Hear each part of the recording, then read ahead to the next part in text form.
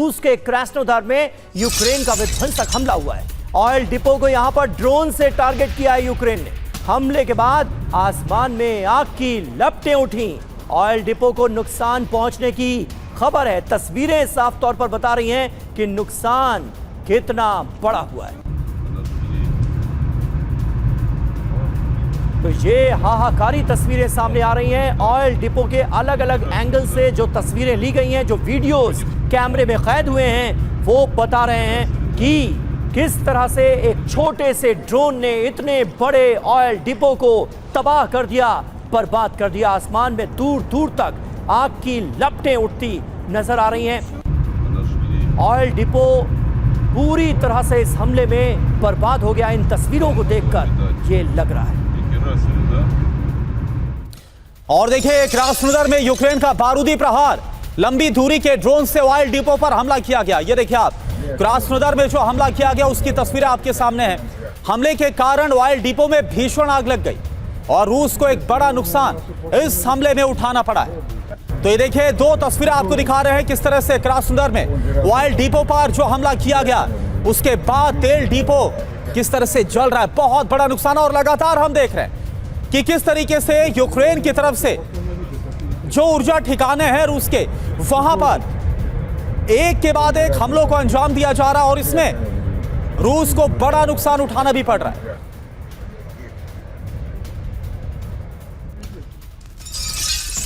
और वहीं रूस में ऑयल रिफाइनरी पर भी हमला हुआ है। ट्यूमेन के एंटीपिंस्की रिफाइनरी पर अटैक हो गया है। ये तस्वीरें आप देखिए। रूस की ये सबसे बड़ी निजी रिफाइनरीज में से एक है। सालाना 9 मिलियन टन से ज्यादा का यहां पर उत्पादन होता है और इसे यूक्रेन निशाना बनाने में कामयाब हो गया।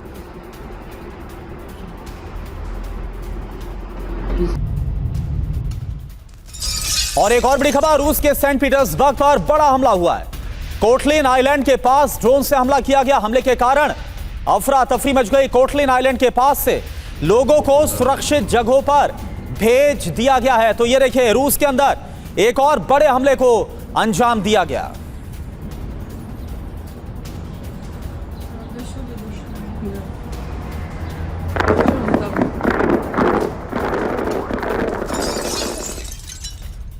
तो ज़ेलेंस्की का बदला रूस को दहला दिया गया है। और वाकई ये हमले कोई छोटे मोटे हमले नहीं हैं। बड़े पैमाने पर बड़े हमलों को ज़ेलेंस्की की सेना अब अंजाम देती हुई नजर आ रही है। एक बार फिर पूरी दुनिया को यूक्रेन अपनी ड्रोन पावर दिखाता हुआ नजर आ रहा है। और यूक्रेन के ड्रोन्स ने जिस तरह से हिट किया है रूस के अलग अलग शहरों को, उसके बाद रूस में भी खौफ है। कहां कहां हमले हुए हैं? Krasnodar, Tyumen, Kotlin island, Crimea, ये तमाम वो जगह हैं जहां पर यूक्रेन की तरफ से हमले किए गए हैं। यूक्रेन का target energy infrastructure, oil depot और सैन्य ठिकाने रहे। हमले के मायने क्या हैं? रूस को सीधी चेतावनी दी जा रही है। समझौते के लिए दबाव बनाना एक बड़ा मकसद है। यूक्रेन किस रणनीति पर काम कर रहा है जान लीजिए। हमले से रूस को आर्थिक नुकसान पहुंचाना, सेना वायुसेना के लिए ऑयल सप्लाई को रोकना। और देखिए, इस बीच एक और बड़ी खबर, यूक्रेन पर रूस का जवाबी हमला।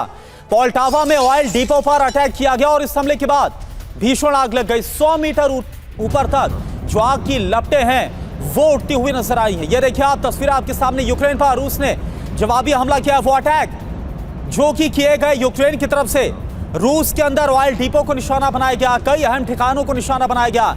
तो रूस की तरफ से बदला लिया गया है। पोल्टावा में ऑयल डिपो पर हमला किया गया और इस हमले के बाद भीषण आग कैसे लगी 100 मीटर ऊपर तक। ये आप देखिए कितनी भयावह लपटें उठती हुई नजर आ रही है। तो ज़ेलेंस्की का नया टारगेट महाविनाश कब है? एनर्जी इंफ्रास्ट्रक्चर पर हमले किए जा रहे हैं। आप देखिए, पोल्टावा ऑयल डिपो पर हमला हुआ। एंटीपिंस्की ऑयल रिफाइनरी, ये बहुत बड़ी ऑयल रिफाइनरी है जिसको निशाना बनाया यूक्रेन ने। क्रास्नोदार ऑयल डिपो पर हमला हुआ। सारातोव में ऑयल रिफाइनरी को निशाना बनाया गया। 5 कार्गो शिप्स पर हमले हुए हैं। बर्दियांस्क के पास 1, याल्टा के पास 2 और 2 कार्गो शिप मरियोपोल के पास भी तबाह कर दिए गए। ये पूरी डिटेल निकलकर सामने आई है। बड़ी बात यह है कि 300 से 1200 किलोमीटर तक अंदर हमले करने में कामयाब हो रहा है यूक्रेन। यूक्रेन के टारगेट पर एनर्जी इंफ्रास्ट्रक्चर है, रूस की लगभग 25% तेल सप्लाई ध्वस्त कर दी गई है। यूक्रेन के ड्रोन हमलों से पुतिन और ज्यादा भड़के हुए हैं। मेजर जनरल अश्विनी सिवाच हमारे साथ मौजूद हैं। सिवाच साहब, ये खबरें लगातार सामने आ रही थी कि हॉर्मुज स्ट्रेट ब्लॉकेड का कहीं ना कहीं रूस को फायदा मिल रहा है और रूस अपना ऑयल और ज्यादा बेहतर तरीके से बेच पा रहा है दुनिया के अलग अलग देशों को। लेकिन अब ऐसा लग रहा है कि इसकी काट निकालते हुए रणनीतिक तौर पर यह फैसला लिया गया है यूक्रेन की तरफ से कि जानबूझकर जो एनर्जी इंफ्रास्ट्रक्चर है उन्हें हिट किया जाएगा।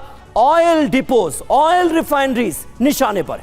हाँ बिल्कुल समीर, आपने बिल्कुल ठीक बोला। और ये एक चीज़ हमें देखनी पड़ेगी, जबकि यूएस ने एक प्रकार इकोनॉमिक सैंक्शन भी लगा रखे थे रूस पे, उसका ऑयल नहीं ले जाया जाएगा, मगर इंडिया और जो चीन है वो बहुत ज़्यादा ऑयल खरीद रहे थे और वो डिस्काउंटेड रेट पे था। मगर जब से लड़ाई शुरू हुई है तब से अगर किसी देश को सबसे ज़्यादा फ़ायदा हुआ है तो रूस को, क्योंकि एक तो उसका ऑयल बहुत ज़्यादा बिक रहा है, क्योंकि बाकी जगह स्ट्रेट ऑफ हॉर्मुज के रुकने के कारण मिडिल ईस्ट से तेल नहीं आ पा रहा है, और दूसरा वो अभी 90 से 100 जो डॉलर पर बैरल दे रहे। तो ये सच्चाई है कि दो बातों से रूस को फ़ायदा था। एक तो कहीं ना कहीं फोकस अब जो था ईरान की तरफ से लगा था, हथियार नहीं दे पा रहा था अमेरिका यूक्रेन को, और इसी प्रकार से यूरोप, इसके साथ साथ उसको बहुत ज़्यादा इकोनॉमिकली फ़ायदा हो रहा था, उसका तेल बिक रहा था।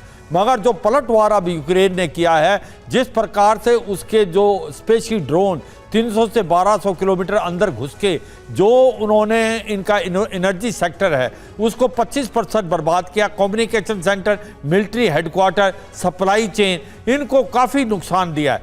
अभी तक जो रूस की जो पब्लिक थी उनको इम्पैक्ट नहीं हो रहा था, उनको इसका कोई भी इफेक्ट नहीं हो रहा था लड़ाई का, जबकि यूक्रेन का 70% इंफ्रास्ट्रक्चर बर्बाद हो गया था। मगर जब से यूक्रेन ने ये हमले सटीक किए हैं, और वो भी करीब करीब 300 से 1200 किलोमीटर के अंदर के दायरे में, अब जो पब्लिक है रूस की वो भी पुतिन के अगेंस्ट होगी, क्योंकि इकोनॉमिक इम्पैक्ट होगा इसका। तो मुझे लगता है कि एक चीज़ माननी पड़ेगी, यूक्रेन की जो इंडस्ट्रियल मिलिट्री कॉम्प्लेक्स है, ये जितने भी ड्रोन बनाए हैं ये खुद के यूक्रेन के बनाए हुए हैं। नहीं तो पहले वो 2 ड्रोन यूज कर रहा था, एक स्विच ब्लेड ड्रोन अमेरिका का और TB2 बरखेतार ड्रोन टर्की का। मगर अब जिस प्रकार से उसका इंडस्ट्रियल मिलिट्री कॉम्प्लेक्स है, जो सटीक हमले ड्रोन से किए हैं, वो मुझे लगता है काबिल तारीफ है, और कहीं ना कहीं बैकफुट पे डाल दिया है पुतिन को।